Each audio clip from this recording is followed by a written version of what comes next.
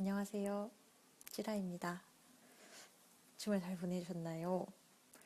저는 주말을 잘 보내고 또 서점에 가서 이번에 무슨 책을 읽어볼까 고민하면서 보냈습니다. 되게 좋은 것 같아요. 그전에도 서점은 자주 갔지만 지금은 이제 페북 라이브에서 무슨 책을 읽어볼까라는 고민을 하면서 서점을 가니까 좋은 것 같습니다. 그래서 오랜만에 광화문의 교보문고에 갔는데 어, 되게 좋아졌더라고요. 되게 진짜 앉을 공간도 되게 많아지고, 네, 준현님, 반갑습니다. 박 대표님. 그 앉을 공간도 많아지고, 그 교보문고 카울인가? 카울이? 이렇게 큰 나무로 된 탁자가 있어서, 거기서 굉장히 많은 책분들이 그냥 책 읽고 계셨고, 저도 거기서 책을 좀 읽다가 왔어요. 근데 제가 이제 이 방송을 하면서 읽고 싶었던 책들을 좀 적어서 갔는데 실제로는 되게 느꼈던 거는 교보문고에 책이 진짜 진짜 많다. 막 되게 정말 책이 많다는 생각과 동시에 제가 찾는 책은 또 없구나. 되게 구간도 아닌데 어, 좀, 좀 사려 갔던 책들은 좀 못 사고 왔습니다. 그래서 오늘 그 산 책 중에 가지고 온 책은 제가 원래 사려고 했던 책은 그 북스피어 대표님, 마포 김 사장님의 그 재미가 없으면 의미도 없다. 그 책을 사려고 했었거든요. 근데 그게 한 권 재고로 나와 있는 걸로 보이는데도 그 점원분이 못 찾아주셔가지고 못 샀어요. 그래서 무슨 책을 읽을까? 북스피어에서 나온 책을 좀 읽어보자. 라고 하다가 또 곧 그 북스피어가 미야베 미유키의 소설들을 계속 출간하는 거로 유명한 출판사거든요. 근데 또 신간이 나올랑말랑하고 있어가지고 신간 소식을 보니까 미야베 미유키 현대 미스터리 최신작 사라진 왕국의 성은 아직 출간이 안 돼서 그 예약 판매를 받고 있고요. 그래서 그럼 뭐 읽지라고 했는데 매대에는 이 비둘기 피리꽃이라는 책이 있었어요. 그래서 저는 이 책을 골라서 사왔고, 근데 이제 원래 구적초라는 책 원래 제목을 한국에 구적초로 들어왔었는데 새로 계약을 하면서 제목을 비둘기 피리꽃으로 바꾸었다.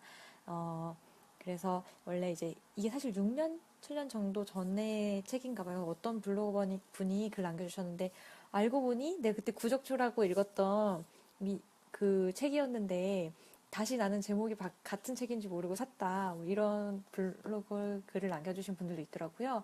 그래서 이제 요거는 조금 예전에 나왔던 미야베 미유키의 책이라는 거. 근데 굉장히 되게 표지는 봄봄하죠. 조금 두꺼운 편이고요. 네, 안녕하세요, 박민호님. 네, 그래서 한번 오늘 읽어보도록 하겠습니다.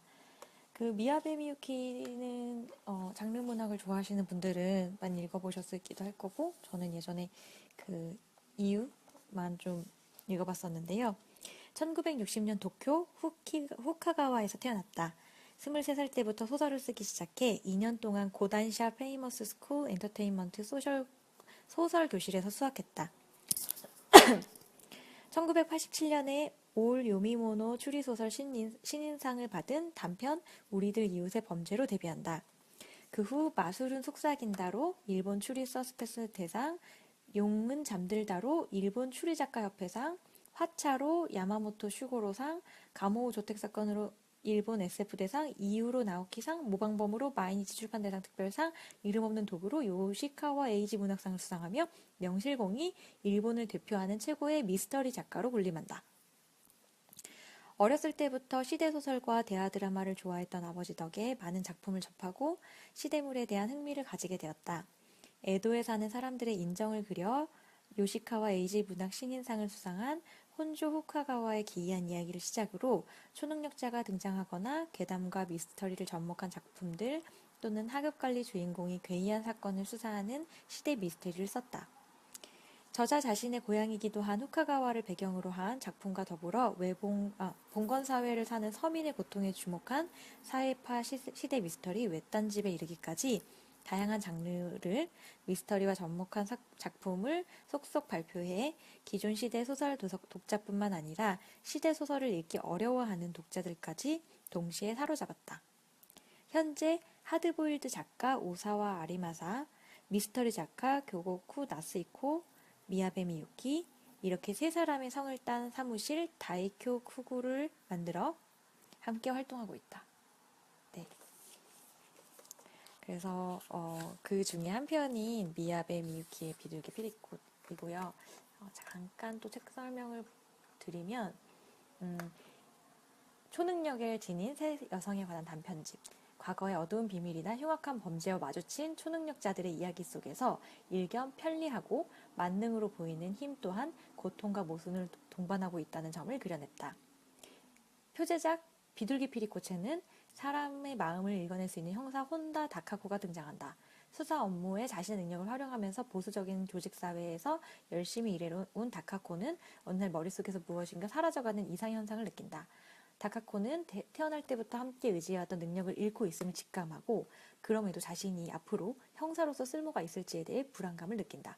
그런데 이때 다카코의 근무지에서 연이어 3건의 사건이 터지게 된다. 그런 이야기고요. 그래서 이 비둘기 피리꽃은 쓰러질 때까지 번제 비둘기 피리꽃이라는 3개의 단편으로 이렇게 엮여 있는 것 같습니다. 네. 안녕하세요. 그러면 저는 잠깐만요.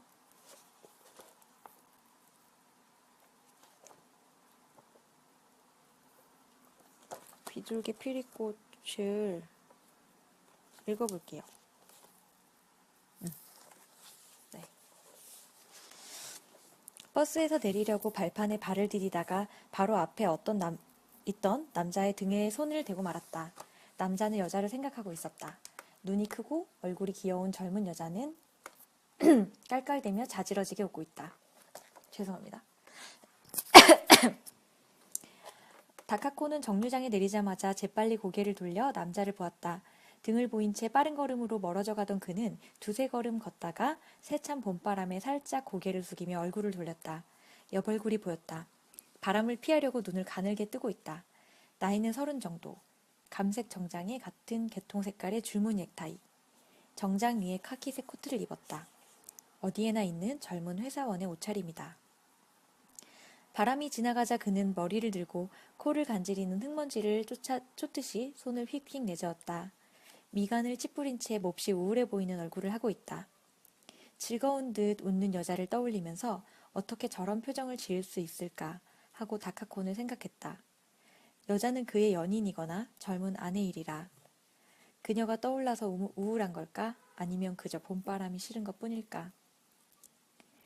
카키색 코트를 입은 남자는 다시 도로를 따라 버스 진행 방향으로 걸어 나가다가 처음 나온 내거리에서 왼쪽으로 꺾었다. 모습이 사라졌다. 다카코는 시선을 떼지 못한 채 그 모습을 바라보았다. 이 일대에서는 요 몇 년 동안 재개발이 진행되고 있다. 5년 전에 제2차 세계대전 직후 창업했다는 대형 철강 행사가 지방으로 이전한 것이 계기다. 빈 토지를 개발업자가 사들인 후 상업 빌딩을 지어 세입자를 모집하거나 기업 빌딩을 유치하고 있다. 카키색 코트를 입은 남자가 걸어간 방향에는 2년 정도 전에 세워진 한 도시은행의 컴퓨터 센터와 작년 말에 도심에서 이사온 대형 건축 용재회사의 본사 겸 상품 전시 빌딩이 있다. 남자는 둘 중 한 곳에 근무하고 있을지도 모른다. 그의 뒤를 쫓아가서 방금 당신이 버스 안에서 생각하던 여자가 누구냐고 물어보면 어떻게 될까? 그와 여자의 관계를 알고 싶었다. 여자는 웃고 있는데 그는 울적한 얼굴을 하고 있다. 게다가 등에 닿았을 때 전해져 온 감정 속에도 즐거움은 감지할 수 없었다. 즐거움은 분노 다음으로 파악하기 쉬운 감정인데도. 다카코는 역시 두뇌지가 두고 있다는 증거 중 하나일까 하고 생각했다. 예전에 다카코라면 카키색 코트의 등에 닿았을 때 여자의 웃는 얼굴뿐만 아니라 그에 대한 그의 감정도 바로 파악할 수 있었으리라. 역시 쇠약해졌나? 먼지로 뿌옇게 흐려진 봄바람이 한바탕 불어닥쳤다. 다카코는 조금 전 카키색 코트를 입은 남자처럼 고개를 숙이고 바람으로부터 눈을 보호했다. 코트 자락이 펄럭인다. 그때 뒤에서 목소리가 들렸다. 왜 또 이런 길가에서 눈요기를 시켜주는 거야? 바람을 피하며 돌아보자 오키 아키오가 웃고 있었다. 거센 바람을 정면으로 받는 바람에 온통 찡그린 표정이다. 추위를 타는 그는 오늘 아침에도 여전히 겨울용 코트를 껴입고 단추를 꼭 잠그고 있다. 봄은 정말 싫어요. 다카코가 말했다. 이 바람으로 벚꽃도 전부 져버리겠죠. 봄 좋잖아. 미니스커트를 입어도 춥지 않고. 정장 괜찮은걸? 다카코는 초록빛 정장을 입고 있었다. 윗도리와 스커트 양쪽 다 기장이 상당히 짤막하다. 오키는 옷이나 장신구 등에는 거의 신경을 쓰지 않는 남자지만 신기하게도 여성의 패션에는 민감해서 다카코가 새 옷을 입거나 새 액세서리를 하면 반드시 주위에서 보고는 한마디 칭찬을 해준다. 그 정도로 꼼꼼한 남자가 무슨 이유로 35이 되도록 독신인지 동료들은 의아해했다. 다카코는 대답할 수 있다. 오키는 분명 칭찬은 하지만 세련된 말을 할 줄 모른다. 지금도 쑥떡 색깔이군 하고 말했다. 다카코는 웃음을 터뜨렸다. 그게 뭐예요? 그런 말짱 꽝이에요. 그런가? 어쨌거나 폰짱은 무릎이 귀여워. 미니스커트를 조금 더 자주 입으면 좋겠어. 다카코를 가리켜 폰짱이라고 부르는 사람은 형사실 안에서도 극히 일부의 동료일 뿐이다. 교통과에 있을 적에는 언제나 폰짱이라고 불렸기 때문에 이동한 지 얼마 안 돼서는 섭섭한 기분이 들곤 했다. 뭘 그렇게 멍하니 서 있어? 오키가 물었다. 치안이라도 만났어? 그는 다카코와는 반대 방향 버스를 이용한다. 아침 저녁 통근 시간대에 두 버스는 거의 같은 시간표로 운행하기 때문에 다카코가 버스에서 내렸을 때 마찬가지로 그도 길 반대편 버스 정류장에 내려 다카코를 알아보고는 이쪽에 눈길을 주고 있었으리라. 치안? 어째서요? 같이 내린 남자를 계속 눈으로 쫓고 있었잖아. 척 보기에 똑똑하지 못한 인상에서 알 수 있듯이 승진 시험을 칠 때마다 번번이 떨어지는 오키지만 눈은 예리하다. 다카코는 형사과에 배속된 지 얼마 지나지 않아 누군가 수상하게 여긴다면 필시 오키가 제일 처음이라 생각했고 그 감은 틀리지 않았다. 지금도 코끼리처럼 작고 서글퍼 보이는 그의 눈은 빙긋빙긋 웃는 얼굴과는 달리 다카코에게 딱 고정되어 있었다. 아무것도 아니에요. 다카코는 그렇게 얼버무렸다. 그냥 아까 그 사람이 버스 안에서 계속 혼잣말을 하기에 무슨 일을 하나 생각했을 뿐이에요. 어떤 혼잣말? 그러니까 융자가 어쨌느니 하면서 중얼거렸어요. 은행원 아닐까요? 춘삼월이잖아. 오키가 말했다. 묘한 녀석들이 많아진다고. 네, 그렇죠. 바빠지겠네요. 우두커니 서 있지 말고 빨리 가죠. 버스 정류장에서 조남경찰서 정면 현관까지는 걸어서 2, 3분 거리다. 여기서도 경찰서 앞 주차장에 세워져 있는 순찰차가 보인다.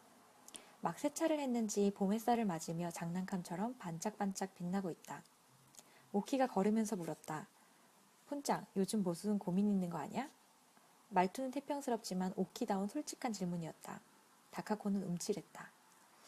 남잔가? 오키가 말을 이었다. 덕분에 다카코는 웃을 수 있었다.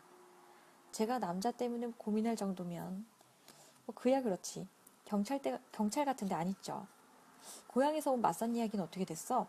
3달 정도 전에 부모님이 맞선 이야기로 가지고 상경한 적이 있다. 다카코의 고향은 시즈오카 시로. 아버지는 공립중학교에 근무하다가 현재는 교감 자리에 있다. 맞선 상대는 아버지가 아는 사람의 아들로 역시 교사였다. 저기 오토바이 소리가 계속 부항하고 나지 않나요? 문을 조금 닫고 오겠습니다.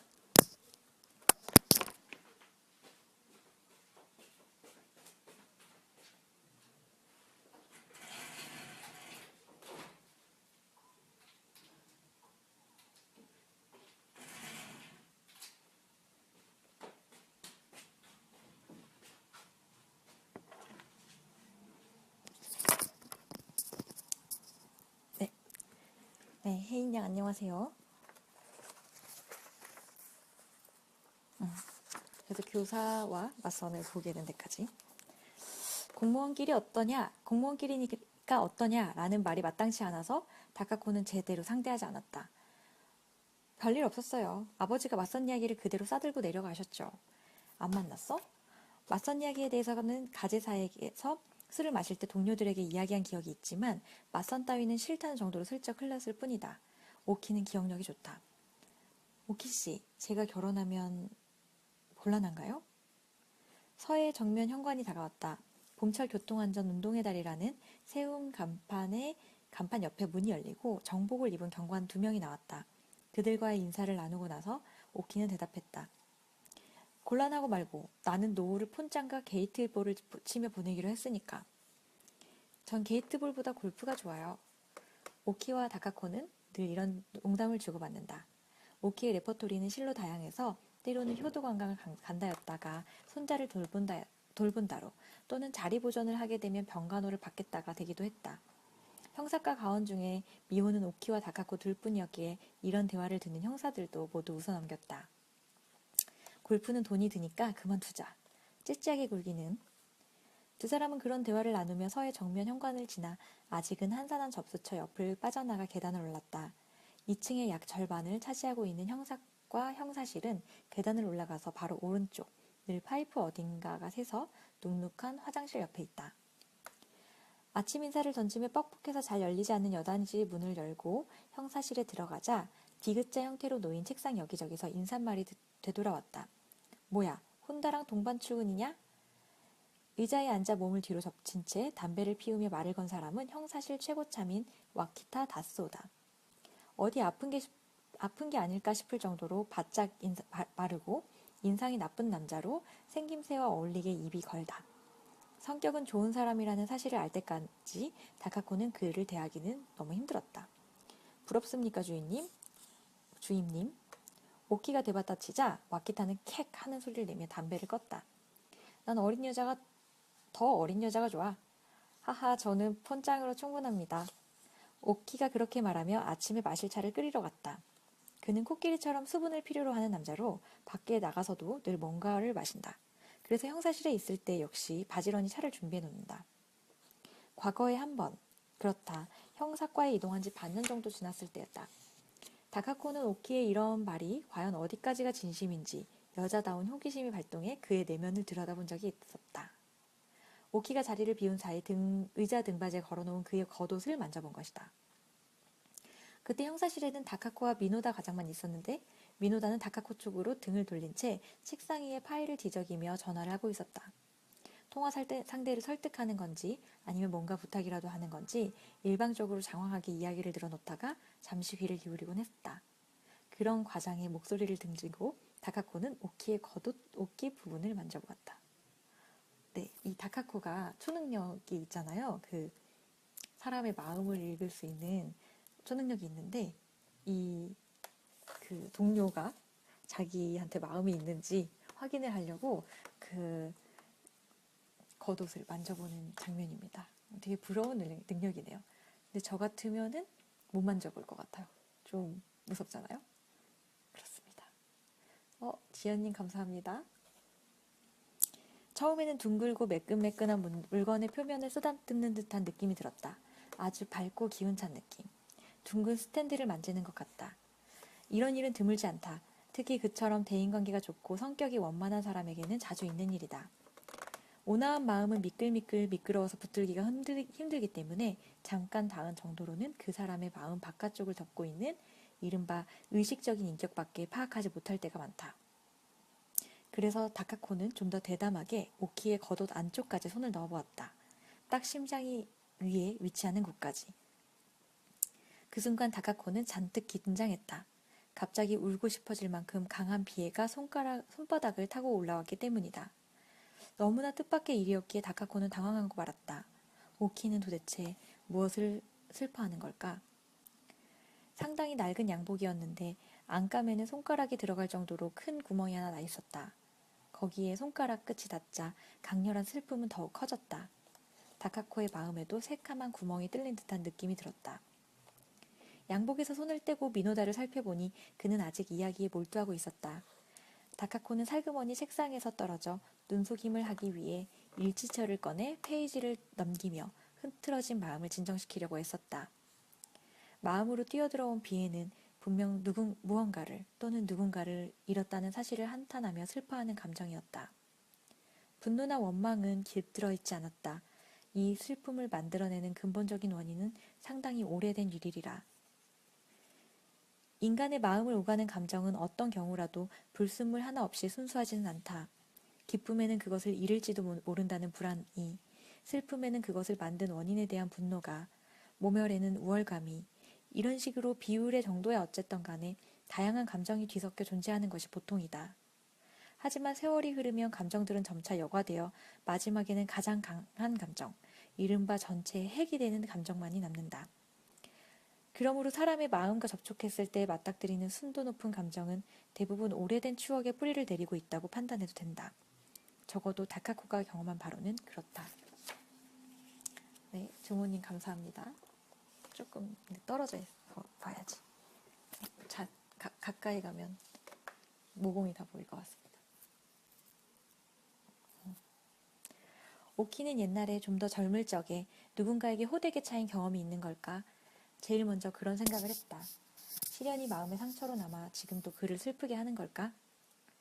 미노다 과장은 여전히 전화기에 들러붙어 있었다. 좀 더 살펴보려면 못할 것도 없다. 하지만 다카코는 스스로 정한 규칙을 지켜 필요한 정보를 필요한 만큼 손에 넣은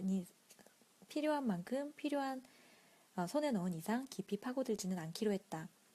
오키가 무엇을 슬퍼하든지 간에 그런 깊은 비탄을 마음속에 숨기고 있는 이상 다카코에게 익살스럽게 건네는 말도 진심은 아닐 것이다. 오키가 25살 때 결혼을 눈앞에 둔 약혼자를 교통사고로 잃었다는 사실을 안 것은 그로부터 얼마 후의 일이다. 약 10년 전에 일어난 사고다.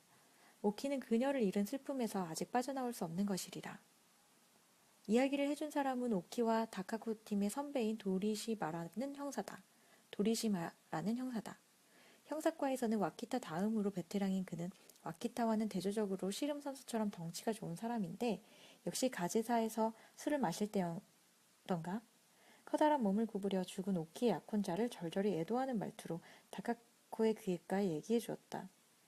오키의 농담을 너무 곧지 듣지 마. 도라시마는 말했다. 하지만 믿을 거면 진심으로 믿어줘. 다카코는 슬며시 웃고는 걱정하지 않아도 된다고 했다. 저도 이제 여고생은 아닌걸요.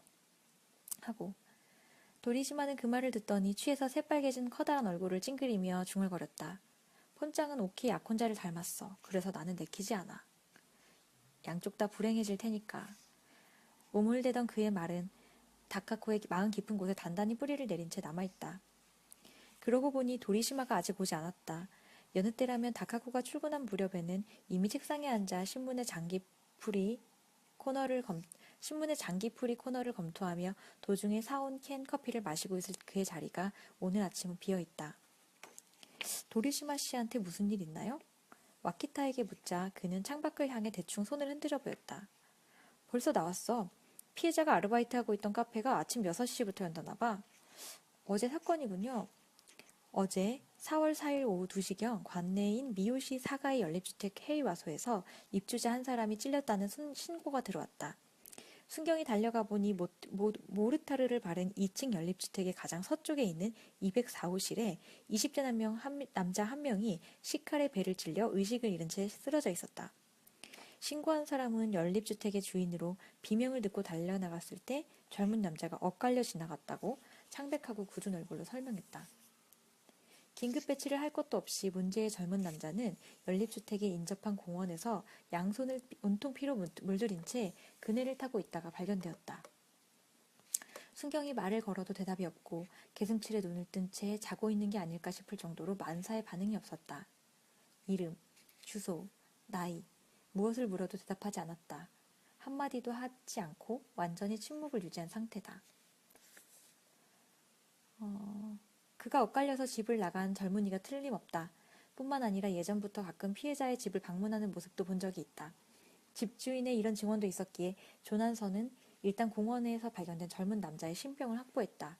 그 역시 오른쪽 손바닥에 베인 상처가 있다는 사실이 밝혀져서 응급실로 데리고 갔다.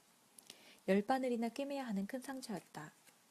날붙이를 사용한 상해 사건의 경우 피해자를 베거나 찔렀을 때 그런 살벌한 일에 익숙하지 않은 가해자까지 이제 이렇게 다치고 난다. 철저하게 묵비권을 행사하는 상태이긴 하지만 공원에 있던 남자는 사건의 제1 용의자이기에 어제부터 경찰서 안에 유치장에 들어가 있다. 아직 신원조차 알 수 없다. 하지만 그저 말만 하지 않을 뿐 어제는 식사도 잘 챙겨 먹었고 밤에 잠도 잘 잔 모양이다.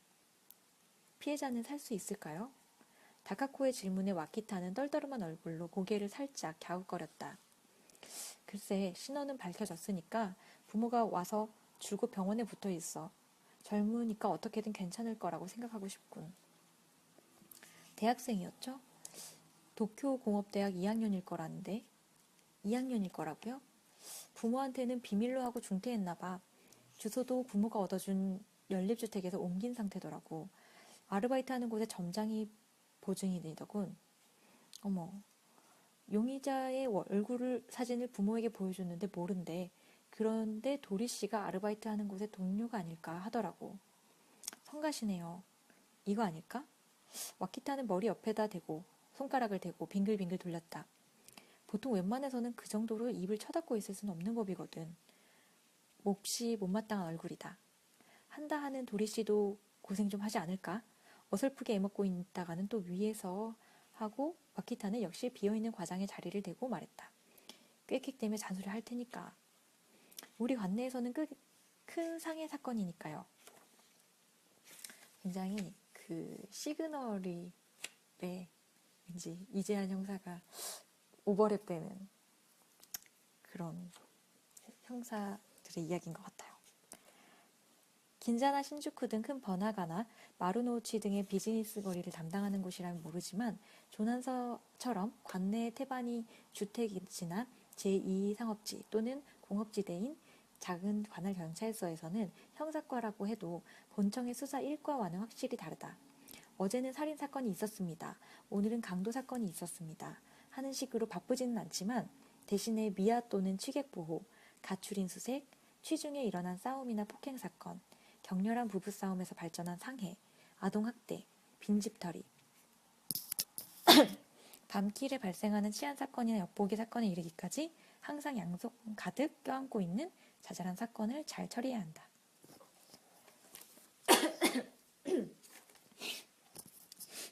요즘 황사 때문인 것 같습니다. 미세먼지? 고지식할 정도로 성실하나 매사에 그다지 세심하지 않은 미노다 과장이 부임하고 얼마 지나지 않아 회의석상에서 이런 말을 했다고 한다. 우리가 다루는 사건의 90%는 형법 조문에는 명기되어 있지 않아. 조문에 행간에 쓰여 있지. 미노다 과장치고는 썩 잘한 말이라고 와키타가 알려주었다. 실제로 그렇다. 다카코는 올봄에 형사과에 온 지 만 2년이 되는데 그동안 손댄 사건 중에서 나름 형사과 형사다운 사건을 말하자면 작년 말에 처음으로 보너스를 받고 간이 커진 23세 회사원이 잔뜩 취해서 택시를 타고 집으로 돌아와서는 청구된 요금 대신 운전사에게 한 방 먹여 기절시킨 후 도주한 사건뿐이다. 이처럼 폭력을 행사하거나 협박을 하여 원래 내야 할 대금이나 요금을 내지 않고 도주하면 엄연한 강도죄로 처벌받는다. 형법 236조 강도조문의 제2항에 규정되어 있기 때문에 통칭 2항 강도라고 부른다. 학창시절 친구들에게 어떤 사건을 다루냐는 질문을 받았을 때 다카코는 곧잘 이 사건을 이야기한다. 2항은 뺀 채 강도 사건이야 하고. 예의 회사원은 하룻밤이 지나 술이 깨자 완전히 겁에 질려 폭행당한 운전사의 증언을 토대로 다카코와 형사들이 수사를 막 시작한 참에 어머니와 함께 출두했기 때문에 체포를 하러 갈 수고를 널었다. 이런 후일담도 물론 덮어둔다. 그러면 친구들은 크게 즐거워하고 다카코의 자존심도 만족시킬 수 있다. 이런 사정으로 헤이와소 사건처럼 두말할 필요도 없는 상해 사건은 불경스럽기는 하지만 조난서 관내에서는 일종의 귀증품이다. 와키타가 자주 입에 담는 액자에 넣어 걸어두고 싶은 사건이다. 귀중품만큼 다루기도 힘들다. 깔끔하게 해결하지 않으면 서의 오점이 된다. 그래서 베테랑인 도리시마가 담당하고 있는 것이다. 물론 조난서도 시골의 소박한 파출소와는 다르기 때문에 4, 5년에 한 번꼴로 전국지에 실릴 만한 흉악사건이 발생하긴 한다. 하지만 그런 사건이 발생한 때는 본청이 납시기 때문에 관할서는 수사본부를 만들기 위한 공간을 제공하고 흉악 범죄를 전문으로 수사하는 형제들을 도와 허드렛 일을 할 뿐이다. 다카코 자신은 아직 그런 경험조차 없다. 없어서 다행이라고 생각하는지 시시하다고 생각하는지는 그 생각을 할 때 다카코가 시민의 입장인지 나름대로 승진을 바라는 형사의 입장인지에 따라 달라진다. 오키가 차를 끓이러 갔다가 돌아오지 않는다 했더니만 찻잔을 든 채 미노다 과장과 이야기를 하고 있다. 오키가 거듭 고개를 끄덕인다. 과장에 박력 없고 인중이 긴 얼굴도 전에 없이 진지하다. 뭘까 하고 생각하며 지켜보고 있자니 얼마 지나지 않아 오키가 과장의 책상을 떠나 한 손에 클립보드를 들고 예의 없게 차를 홀짝 대며 자리로 돌아왔다. 종잡을 수 없는 표정은 그대로다. 무슨 일이에요? 다카코가 물었다. 와키타도 새 담배에 불을 붙이고 의자를 움직여 몸을 앞으로 내밀었다. 치안 하고 오키가 말했다. 한때 다카다보리 공원 근처에 엄청 나왔었지. 기억하십니까, 와키타 씨? 와키타는 고개를 끄덕였다. 작년 여름철 마치 하얀 레인코트를 입은 남자였을 텐데. 다카코도 기억한다. 치안이라고 해도 여자를 덮치진 않는다. 알몸 위에 하얀 레인코트만 걸친 남자가 밤길을 걷고 있는 여자 등의 앞에 나타나 그들의 눈앞에서 코트 앞을 펼친다. 여자 등이라는 표현을 쓴 것은 한 달 반 사이에 산발적으로 15건이나 발생한 사건 중 2건은 펼친 코트 사이로 알몸을 본 피해자가 젊은 남자였기 때문이다. 그 변태놈이 어떻게 됐나? 또 나타난 모양입니다. 신고가 들어온 것이 아니라 어젯밤 11시쯤 하여 순찰 중이던 경관이 피해자 여성과 전후하여 하얀 레인코트를 입은 남자를 목격했다. 보고서에는 피해자의 나이와 생김새가 작년 여름에 출몰한 남자와 비슷하고 발생 장소 역시 작년 15건이 발생한 현장에 가까운 것이라고 적혀 있었다. 작년에 건거에 실패했지 않습니까? 열심히 하라는군요. 오키는 다카코를 향해 돌아섰다. 오후 회의에서도 이야기 나오겠지만 일단 나랑 폰짱이 어제 피해자를 만나러 가래. 우리가 담당이야. 오키와 다카코는 지난 주말부터 관내 우치하라초에 있는 편의점 절도 사건 수사를 담당하고 있었다. 그쪽도 막 착수한 참이긴 하지만 여러 사건을 함께 맡는 것은 그리 드문 일이 아니다. 어제 피해를 당한 여성은 학생인가요? 오키는 클립보드의 보고서로 눈길을 떨어뜨렸다. 아니, 직장인이야. 회사는 니온바시, 무역회사로군. 그럼 낮에는 회사에 있겠네요. 퇴근 시간쯤 가보죠. 편의점 사건도 신경 쓰이니까요. 와키타가 크게 하품을 했다. 변태가 싫으면 내가 대신해도 되는데. 그는 지금 절도가에게 특별히 부탁받아 벨뷰 조난이라는 대규모 아파트 단지의 자치회비 횡령 사건을 담당하고 있다.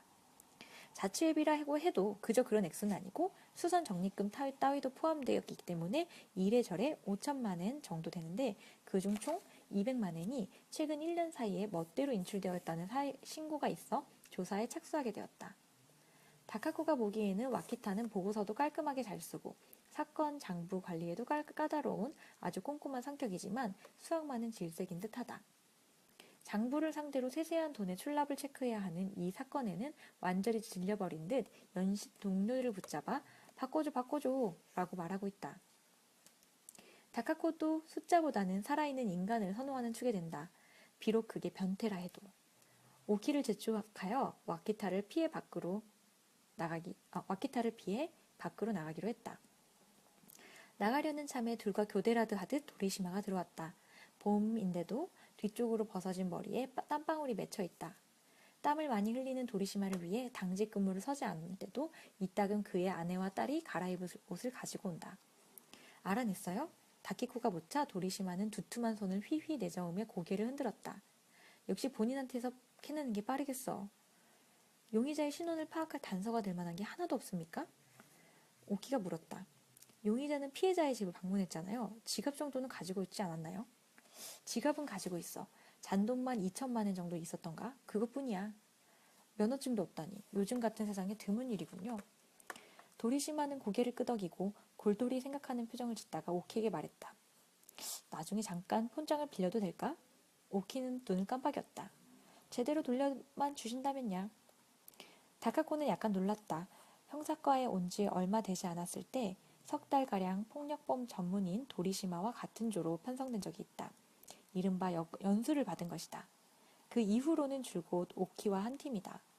도리시마에게는 오키와 동기인 구라하시라는 파트너가 있다.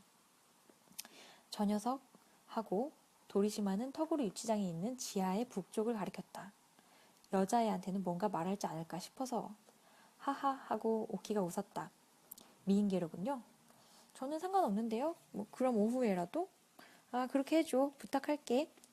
도리시마와 헤어져 다카코는 다카코와 오키는 설을 나섰다. 봄바람이 세차게 불고 있는데 출근했을 때보다 기온이 더 오른 듯했다. 도리시마의 이마에 땀이 맺힌 이유를 알 수 있었다. 추위를 타는 오키도 코트를 벗었다. 도리시마는 다카코를 이따금 여자애라고 부른다. 와키타는 종종 여자라고 부른다.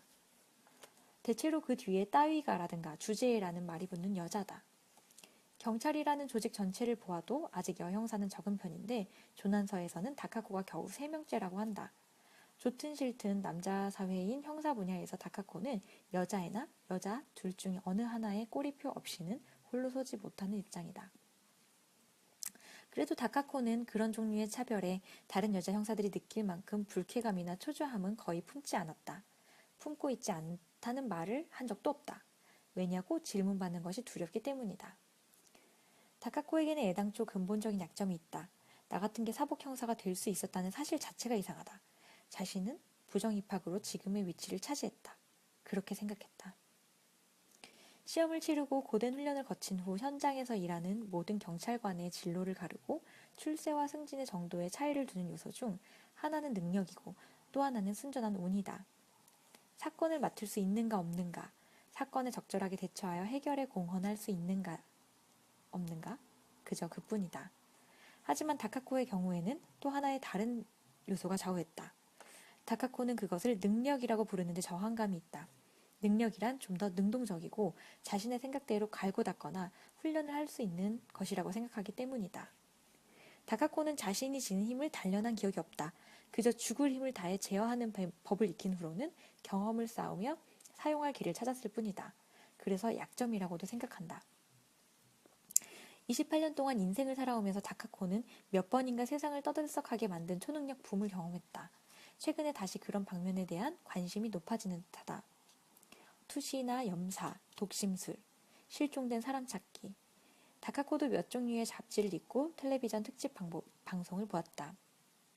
다카코가 아직 교통과의 여자 경관이었을 때 함께 순찰하던 동료가 그런 방송을 봤다면서 은근슬쩍 중얼거린 적이 있다. 만약 내가 그런 힘이 있다면 텔레비전 같은 데 나가느니 힘이 있다는 사실을 숨긴 채 어려운 사건을 척척 해결해서 본청의 수사 1과에 배속받겠다고. 다카코는 말없이 웃었다. 그래, 네 말대로야. 네가 오라. 실제로 나는 그렇게 하고 있으니까. 그렇게 마음속으로만 속삭이면서.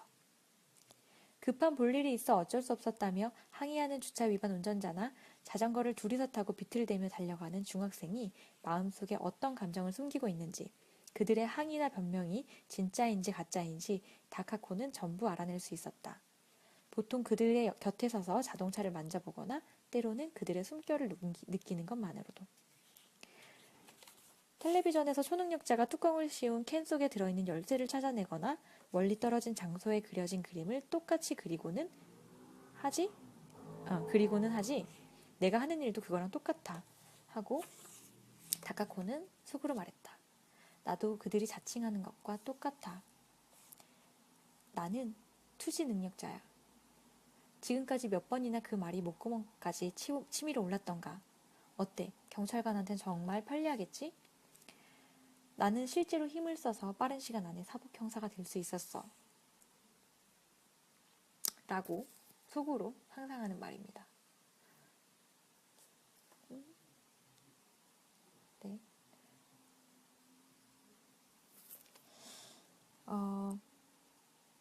택시도 버스도 안 오는군. 네. 요 앞에까지 속으로 상상하는 말이었고요. 택시도 버스도 안 오는군. 오키가 말했다. 그냥 걸어갈까? 그러죠. 하고 동의했을 때 오키의 팔이 다카코에게 닿았다. 다카코는 몸을 움찔했다. 오키의 양복을 만지다 그의 슬픈 마음을 느낀 후로 다카코는 몹시 주의를 기울여 오키에게 닿지 않도록 조심하고 있었다. 그와의 관계는 단순한 동료, 조를 짜서 일하는 파트너의 범위를 벗어나지 않았지만 항상 붙어다니며 행동하다 보면 그럴 의도가 없더라도 닿을 때가 있다. 다카코는 그런 접촉조차 최선을 다해 피해왔다. 뭔가를, 그것이 무엇이든 간에 조심성 없이 읽어내는 행동이 오키에게 큰 신뢰가 되는 비겁한 일이라는 생각이 들었기 때문이다. 하지만 지금 다카코가 몸을 움찔한 것은 그런 감정 때문이 아니었다. 오키가 버스나 택시를 찾으려고 도로 쪽으로 몸을 내밀고 있었다. 그러다 다카코를 돌아보며 팔을 움직였기 때문에 그 팔이 다카코의 등에 제대로 닿았다. 봄 정장과 블라우스를 통해 억센 감촉까지 분명하게 전해질 정도로. 그런데도 다카코는 아무것도 느끼지 못했다. 아무것도 보이지 않고 들리지 않았다. 오키에게 닿으면 우선 반드시 느껴지던 밝고 둥근 감촉조차 없었다. 어이쿠 미안, 부딪혔네. 오키가 사과했지만 다카코는 입가가 경직되어 바로 대꾸할 수 없었다. 이런 일. 뭔가에 닿았는데 아무런 느낌도 없던 경험이 처음은 아니다. 하지만 새로운 경험이다. 이로써 최근 한 달 사이에 지금 같은 일이 3차례. 오늘 아침에 같은 버스를 탔던 카키색 코트의 남자가 떠올랐다. 그의 의식 속에 있던 깔깔거리며 자지러지게 웃는 귀여운 여자. 지금까지 다카코라면 그만큼 분명하게 여자의 얼굴을 볼 수 있었던 이상 그녀에 대한 그의 의식이나 상념 또한 반드시 함께 파악할 수 있었을 터였다. 하지만 오늘 아침에는 그럴 수 없었다. 지금도 마찬가지로 오키를 읽을 수 없다. 사람은 언제나 뭔가를 생각하고 있다. 오키 역시 여태까지 코트를 두고 오면 좋았을걸, 또는 택시를 타고 싶은데 같은 사소한 생각을 하고 있었으리라. 그리고 다카코는 그런 사소한 일이라면 경치를 본다거나 거리의 잡음을 듣는 것처럼 보고 들을 수 있었다. 그런 일을 너무나 자주 간단히 할 수 있었기 때문에 노이로제에 걸리지 않도록 자신의 능력을 한정하는 훈련을 하는 것이 소녀 시절의 일과였을 정도이다. 그런데 지금은 읽을 수 없다. 바로 곁에 있어 속속들이 알고 있을 오키의 의식을. 나는 쇠약해지고 있어. 그것이 현재 다카코가 품은, 그리고 차차 부풀어 오르고 있는 가장 큰 문제였다. 네, 여기까지 그 미야베 미유키의 소설 비둘기 피리꽃의 3개의 단편이 안에 있고요. 그 단편 중에서 또 이렇게 또 순서가 나눠져 있어서 제가 이 정도를 읽어드렸어요. 그래서 2번째 챕터로 넘어가는 데까지 있는데 굉장히 또 재밌네요. 맞아. 끝까지 읽고 끝까지 읽으면 또 소감을 여러분하고 공유하도록 하겠습니다. 항상 그래서 한 요 정도 챕터 1 정도 읽으면은 시간이 40분 정도 흐르는 것 같아요. 그래서 편집을 하시는 분들이 계획적으로 하신 건가? 그런 생각도 듭니다. 그래서 제가 그 북스피어는 그 출판 쪽, 도서 쪽에서는 굉장히 팬덤이 많은 그런 출판사로 유명하죠. 그 마포 김 사장님이 굉장히 재미있는 마케팅과 독자들과 소통을 잘 하기로 유명하시니까, 그래서 북스피어의 책이 굉장히 궁금해서 오늘 한번 읽어봤습니다. 다음번에는 그 김 사장님이 쓰신 의미가 없으면 재미도 없다, 그 책을 한번 소개해보고 싶습니다. 네, 그러면 시청해주셔서 감사합니다. 여러분, 또 올게요. 안녕. 안녕히 계세요.